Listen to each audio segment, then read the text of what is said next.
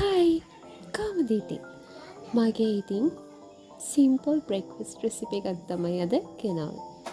මම මේ අරගෙන තියෙන්නේ මල්ටිසීඩ්ස් බ්‍රෙඩ් ස්ලයිස් දෙකක්.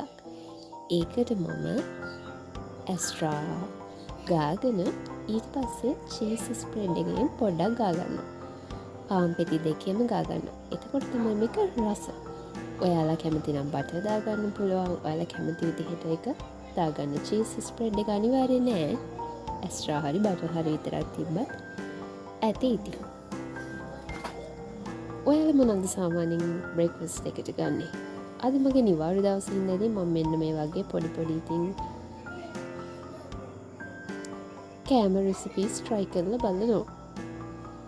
ඊට පස්සේ ඉතින් පාන් පෙති දෙකටම මෙන්න මේ විදිහට ගාගෙන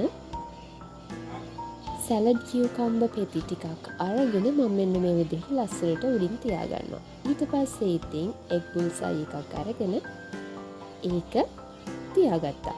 මම මේකට ඔරිගානෝ ටිකකුත් ඇඩ් කරගත්තා. මොකද මම ඔරිගානෝ ෆ්ලේවර් එකට ආස නිසා. ඉතින් මෙන්න මේ විදිහට ප්ලේටින් කරගත්තා. හරිම සිම්පල්. ඒ වගේම ඉක්මනට හදාගන්නත් පුළුවන්. ඊට පස්සේ මම රසම රස ජින්ජර් බිස්කට් ලාට් එකක් හදාගන්නවා.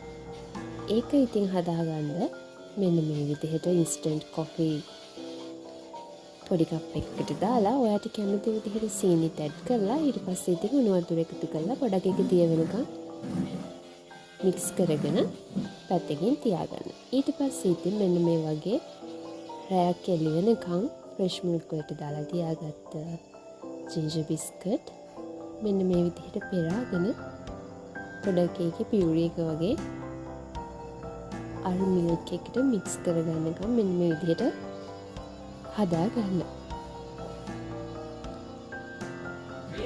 ඊට පස්සේ ඉතින් මෙන්න මේක ලස්සනට ඔයාගේ කොෆි මග් එකකට එහෙම නැත්නම් කොෆි ජාර් එකට එකතු කරගන්න තමයි තියෙන්නේ. මේක ඉතින් හරිම රසයි. ඒ වගේම සිම්පල්. ඉක්මනට හදාගන්නත් පුළුවන්. ඔන්න ඔහොම තමයි ඉතින් මම මගේ බ්‍රෙක්ෆාස්ට් එක හදාගත්තේ. ලස්සනයි නේද? එහෙනම් ඉතින් බලමුද ෆයිනල් ලුක් එක කොහොමද කියලා මගේ මේ ඩිෂස් දෙකේ.